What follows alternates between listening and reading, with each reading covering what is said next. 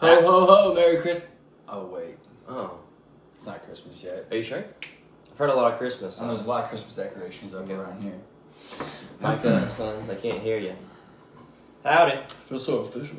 Happy Sunday and welcome to Coffee Conversations. I'm Dan. This is Weston. Yep. Hopefully this is the best sound quality you guys have ever heard from us. We're trying to step up our game. Got some microphones. One phone or one video so that we're not chopping in and out. And then hopefully you guys actually enjoy hearing our voices today. Because I don't... Probably not. Don't know about it. But today we want to talk about Thanksgiving. Because Thanksgiving is up on Thursday, 5 days from now. Can't wait. And yeah, so excited for all the food. More excited than hanging out with my family for sure. But Cheers. oh yeah, cheers. All right, now we can start.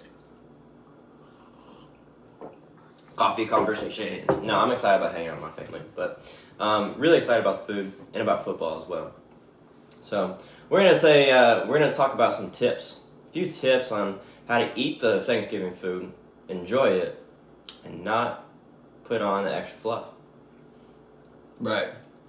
So let's say point one: work out in the morning.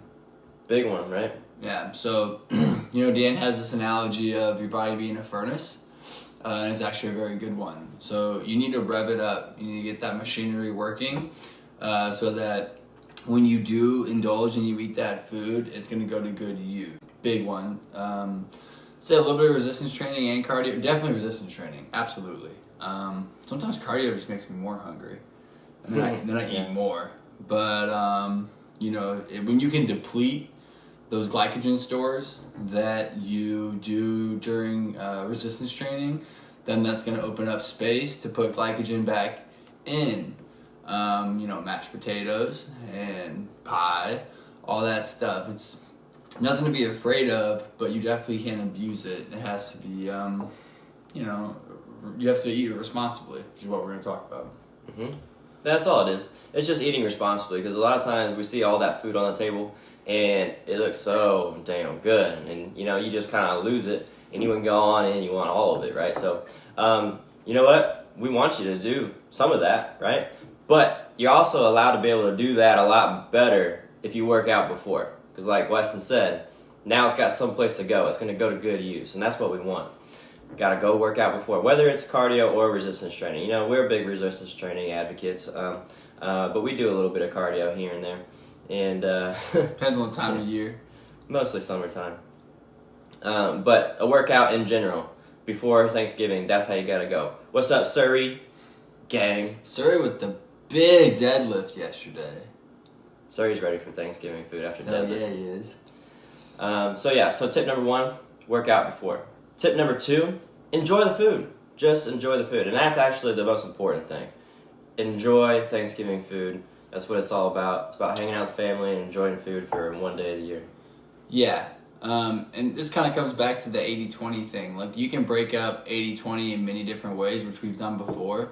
But, let's just look at it throughout the whole year. So you have Easter, Christmas, Thanksgiving, your birthday, your significant other's birthday, your buddy's, whatever, bachelor party. 4th of July. 4th of July.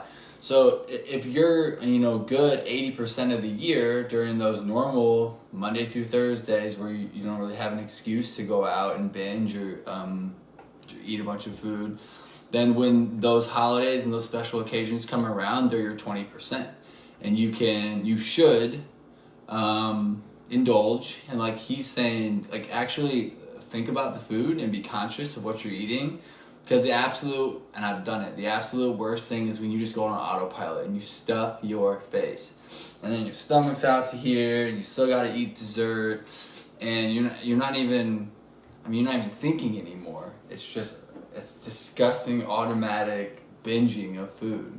So just be conscious. Like, if you're gonna go have that piece of apple pie, enjoy every single bite of it, and allow your nerves to be calm knowing that you've earned it. Or you've taken the proper precautions leading up to make sure that food goes to the right place. But don't feel guilty about any of this stuff unless you haven't been doing the 80-20 right. Because it's like, if you've been digging a hole the last 2 weeks, then, it's hard for us not to tell you to feel guilty about stuffing your face on Thanksgiving, because you shouldn't. You're not in a good spot. So hopefully none of you are there. Mm-hmm. Weston likes to use a good analogy of the debt and income analogy, right? If you have a good income and then you can spend money, right? But if you spend more money than you make, then you're in debt. Well, if you eat more money, or sorry, don't be eating money. Don't eat Send your it money. to us. If you eat more food or eat more energy, eat more calories than you burn, right? Then you're in debt. Like you don't want to go more in debt, right? So that goes back to well, if you work out before, and now you've kind of got that debt. You got that income. Now you can spend a little money, right? You spent those calories, you can eat a little more calories, right? So, so that's on a micro scale, and then Wes was talking about the macro scale. Like earn that Thanksgiving dinner. Earn that Thanksgiving dinner or Thanksgiving day of food, breakfast, brunch, dinner, all that. Earn all that by being really, really good, eating healthy, clean food. For 80% of the days leading up to it. So starting today, Monday, Tuesday, Wednesday, right? Just eat well. Eat good food that's good for your body. Eat the plants, eat the proteins, right? And don't eat the processed food.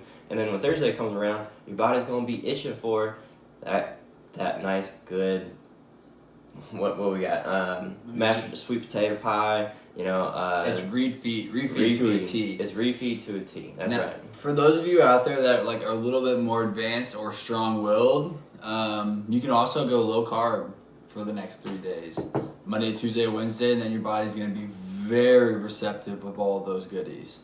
So try to shave off eating any rice, pastas, potatoes. For the next 3 days, kind of deplete, right? You'll deplete your glycogen even further, especially if you work out the next 3 days. And it's just going to soak up like a sponge come Thursday. True that.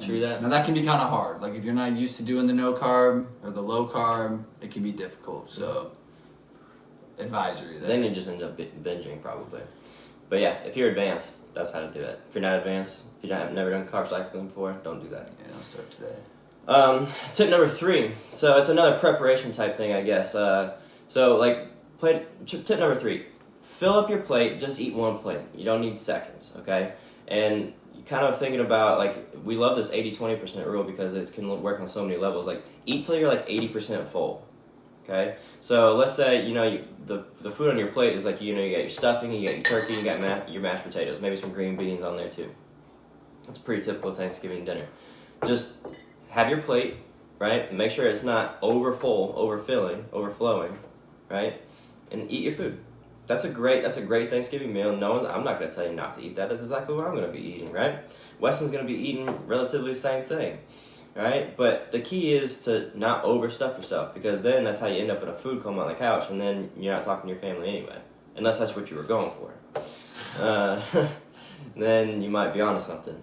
But eat till you're 80% full, and then you know what? Then you have some room left in you where you're not feeling over full, and then you can have that sweet potato pie, or that apple pie, or that pumpkin pie, and then you get up into that 90-95% full, but still should not be over 100% or more full. And then that allows you to be able to still be hungry again 3-4 hours later. Because if you're like me, who you got to hop around on Thanksgiving, right? You have breakfast, which is usually more than usual, a large breakfast, and then most people are doing brunch. They're doing brunch at 11 or so. So if you eat within your limits, you don't get 100% full or more, then you're still able to eat every 4 hours or so, and that's still going to be good for your metabolism. But every time you overeat and then you're not hungry for 6-7 hours, you slow down your metabolism even more. And then guess what? On Thanksgiving, if you're eating multiple Thanksgiving meals, you overeat in the morning and then you overeat for dinner. Now you're just putting extra calories in that you didn't burn, and also you slow down your metabolism. Okay, and that's what you don't want. You want to keep your metabolism going, just like usual, just with a little bit of different food, soul food.